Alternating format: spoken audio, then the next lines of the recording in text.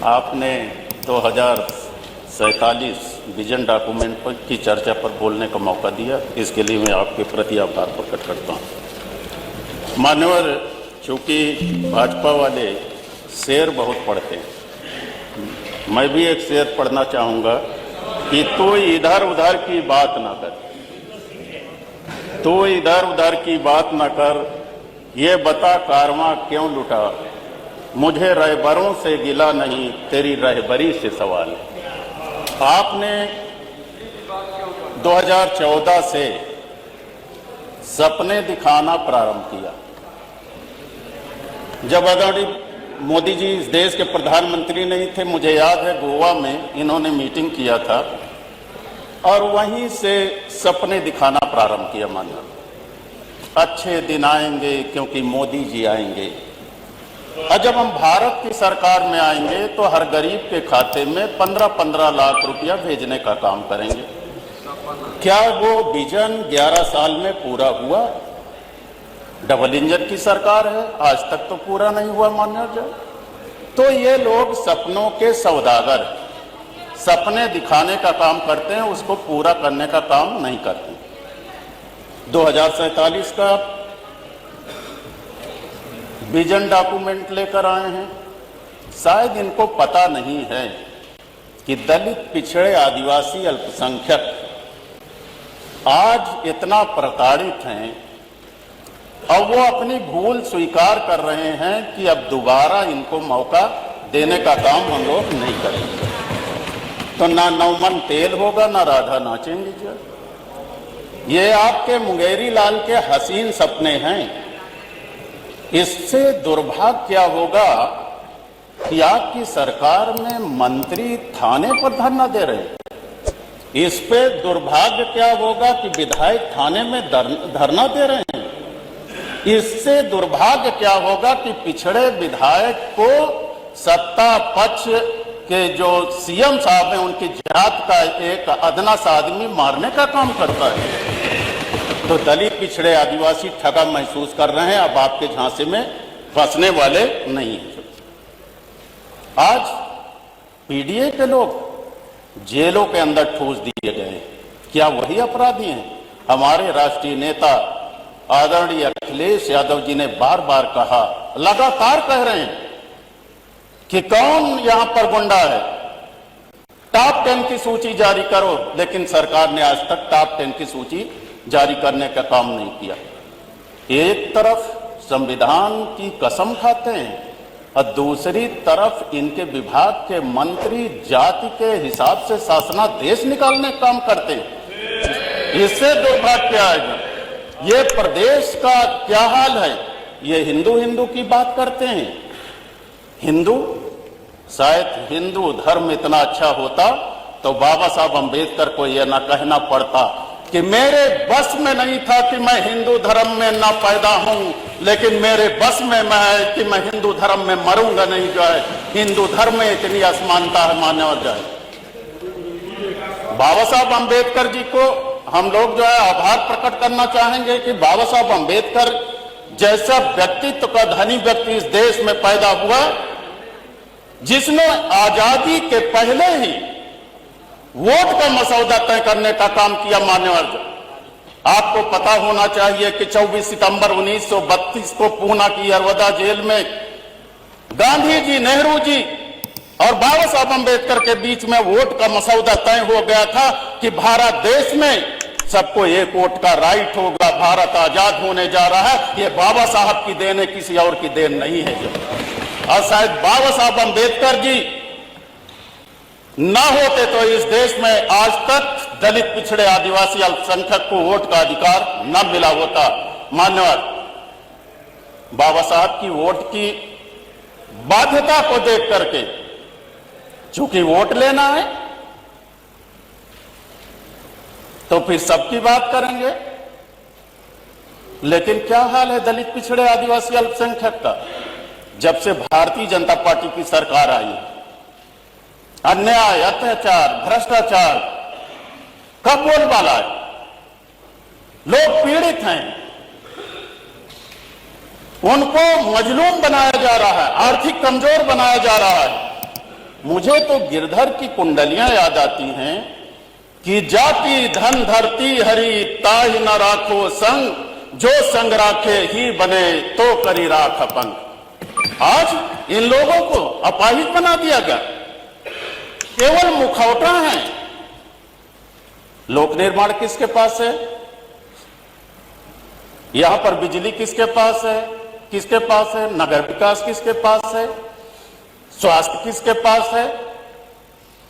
हमारे लोग जो दलित पिछड़े हैं, किसी को समाज कल्याण का मंत्री, किसी को मछली पालन का मंत्री, किसी को पिछड़े को पशु पालन का मंत्री, जो किसी को पंचायत का मंत्री, और किसी को कहा कि बाट माप का मंत्री, बाट माप का मंत्री। और ये लोग इसी में ताली बजाते हैं, खुश है इतने में जो है, ये लोग इतने में खुश है जो है। मलाई कौन खा रहा है? तुम्हारे तो मट्ठा भी हिस्से में नहीं आ रहा है। समाज तो बहुत दूर की बात है मान्यवर जो। तो इस देश में बड़ा बुरा हाल होगा। अभी पुष्टाहार की मंत्री बोल रही थी, पोषण युक्त जो है आंगनबाड़ी केंद्रों में पोषाहार दिया। मैं भी उत्तर प्रदेश की सरकार में मान्यवर, मैं भी उपनेता हूं, जरा 10 मिनट तो सुनिए। मैं कहना चाहता हूं, मैं भी पुष्टाहार का मंत्री था, मैं भी जो है समाज कल्याण का एक दुर्भाग्य है। बड़ी बेबाकी से कहना चाहूंगा, समाज कल्याण विभाग बना है केवल दलित के लिए।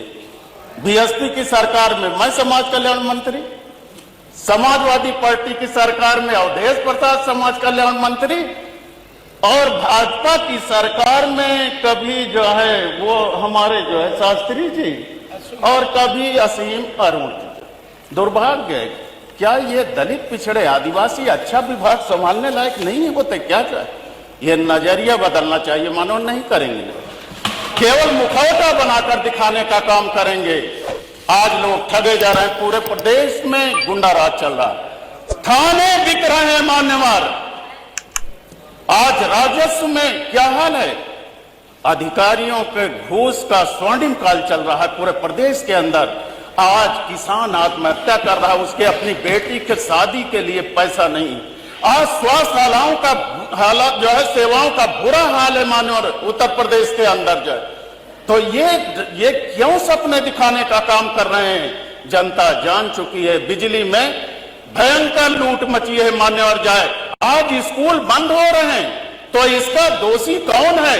अब आप अच्छी गुणवत्ता से शिक्षा देने का काम करते तो वहां लड़कों की भरमार होती। इसका मतलब आपकी नाकामी है, इसलिए आज स्कूल बंद करना पड़ रहा है मान्यवर। इसलिए जो मैं कहना चाहूंगा, इनसे वर्तमान नहीं संभल रहा है, वर्तमान नहीं संभल रहा है, तो जो है भविष्य क्या संभलेगा? अगर भविष्य संभलेगा तो 2027 में अखिलेश यादव जी की सरकार लगा। बहुत बहुत धन्यवाद अधिष्ठाता महोदय। विजन डॉक्यूमेंट 2047 पर मुझे आपने बोलने का अवसर दिया, मैं आपका आभारी हूँ। देश में ऑपरेशन सिंदूर की कामयाबी के बाद हम सब पहली बार यहाँ पर बैठे हैं, और भारतीय सेना ने जिस प्रकार देश के यशस्वी प्रधानमंत्री जी, यशस्वी रक्षा मंत्री जी के नेतृत्व में पाकिस्तान में घुसकर जिस प्रकार से तबाही मचाई है, उसके लिए पूरी सदन की तरफ से मैं कोटि कोटि अभिनंदन करता हूँ, वंदन करता हूँ, धन्यवाद देता हूँ। विजन डॉक्यूमेंट 2047 को लेकर हम सब चर्चा कर रहे हैं। मैं धन्यवाद देना चाहूँगा प्रदेश के यशस्वी मुख्यमंत्री माननीय योगी आदित्यनाथ जी को, कि कल को जब इतिहास 2047 में आगे चल के जब इतिहास लिखा जाएगा उत्तर प्रदेश के विकास का, तो हम जैसे लोग भी और उत्तर प्रदेश के सामान्य लोग भी ये कह पाएंगे कि इस पूरे विकास के रोड मैप को लेकर चर्चा हुई थी, और उस चर्चा में उत्तर प्रदेश की विधानसभा लगातार 24 घंटे तक चली थी। इसके लिए बधाई के पात्र हैं हमारे मुख्यमंत्री जी, हमारी पूरी टीम और विपक्ष के साथी।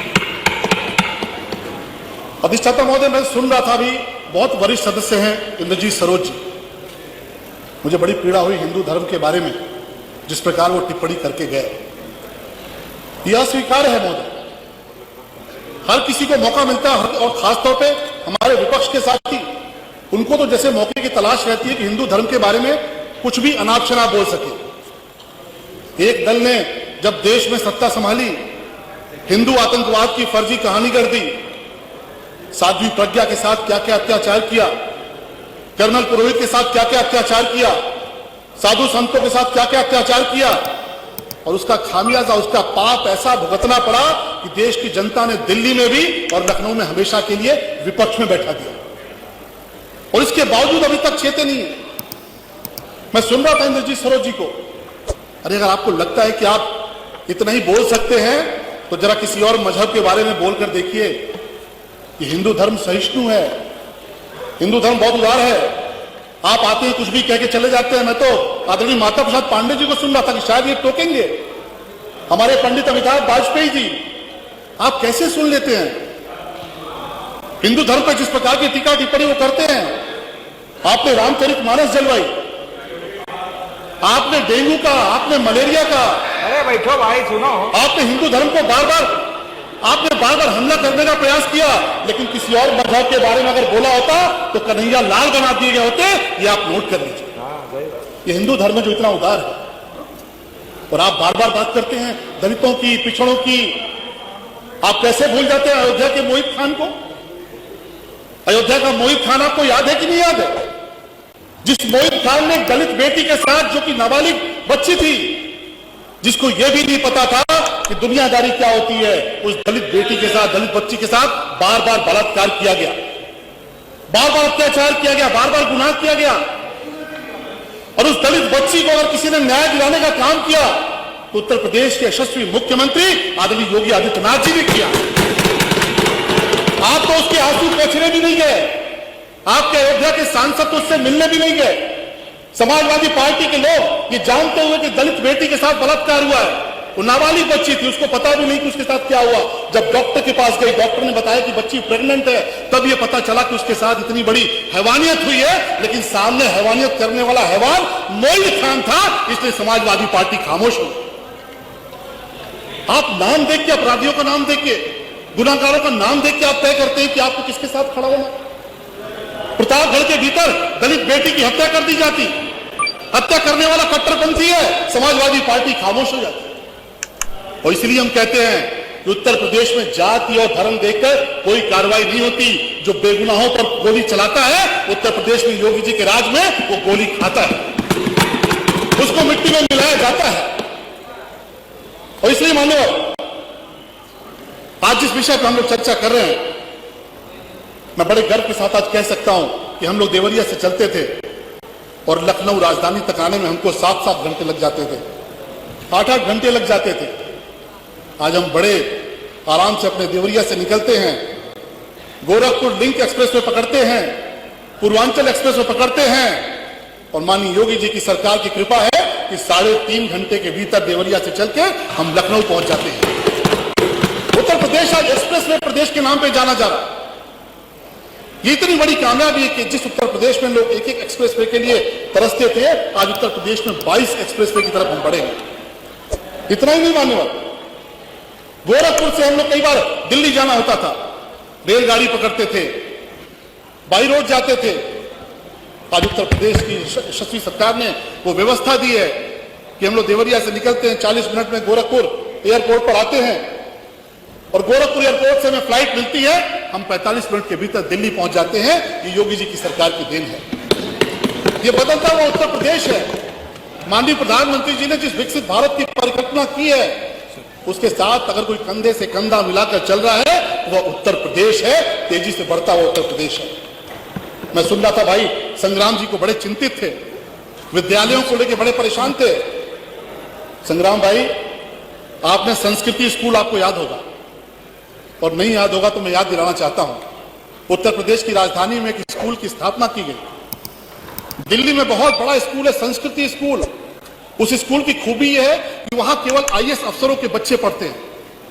उस संस्कृति स्कूल की तर्ज पर उत्तर प्रदेश की राजधानी में समाजवादी पार्टी की सरकार में लखनऊ में एक संस्कृति स्कूल स्थापित किया गया, जिसकी शर्त थी कि अगर IAS का बेटा होगा तो संस्कृति स्कूल में एडमिशन पाएगा। लेकिन योगी जी ने अटल आवासीय स्कूल खोला, जिसका शर्त है कि मजदूर का बेटा होगा तो एडमिशन पाएगा।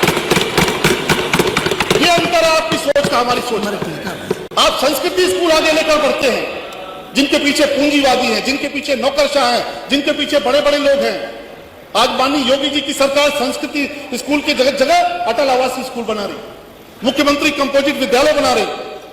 आपने रोजगार की बात की, अभी की तो बात है 60,000 से ऊपर कांस्टेबल्स की भर्ती हुई है, संक्षिप्त करें। 60,000 से ऊपर सिपाहियों की भर्ती हुई है। और आपने भी वो वीडियो देखे होंगे कि किस प्रकार से पूरा का पूरा मोहल्ला, पूरा का पूरा गांव इस पारदर्शी भर्ती से इतना खुश है कि जिन बच्चों की भर्तियां हुई उनको ढोल नगाड़े के साथ उनकी ट्रेनिंग की तरफ उनको विदा कर रहा। वरना हमें तो वो भी याद आता है कि 2017 के पहले भर्ती हुई थी और बाप और बेटा दोनों सिपाही बन गए थे। इस प्रकार की भर्तियां उत्तर प्रदेश में होती थी, लेकिन 60,000 की पारदर्शी भर्ती हुई और जिसमें 13,000 से ज्यादा हमारी बहनों को मौका मिला। निश्चित तौर पे ये बहुत बड़ा एक मौका है। मैं सबसे आह्वान करूंगा कि हम सब मिलकर इस जो डॉक्यूमेंट विजन है इसको मजबूत करने का प्रयास करें। मेरा निवेदन है, मेरा एक छोटा सा सुझाव है कि जिस प्रकार से शहरों में पूरी मैपिंग होती है, शहरों को लेकर एक पूरा विकास का एक पैमाना, विकास का मैप बनाया जाता है, उसी प्रकार गांवों तक भी इसको पहुंचाया जाए। गांव में भी जलाशयों को बेहतर किया जाए, क्योंकि बहुत सारी जगहों पे जो नाली का पानी होता है, सीवर का पानी होता है, वो भी जलाशयों में पहुंच रहा है। वृक्षारोपण को लेकर माननीय योगी जी ने बहुत क्रांतिकारी काम किया है। वन क्षेत्र बढ़ा है, ग्रीन एरिया बढ़ा है। आने वाले समय में पर्यावरण बहुत बड़ी चुनौती है। हम सबको इसको युद्ध स्तर पर चलाकर हमारा जो पर्यावरण है उसको बेहतर करने का प्रयास करना चाहिए। डॉक्यूमेंट विजन 2047 को मेरी बहुत शुभकामनाएं। बहुत बहुत धन्यवाद।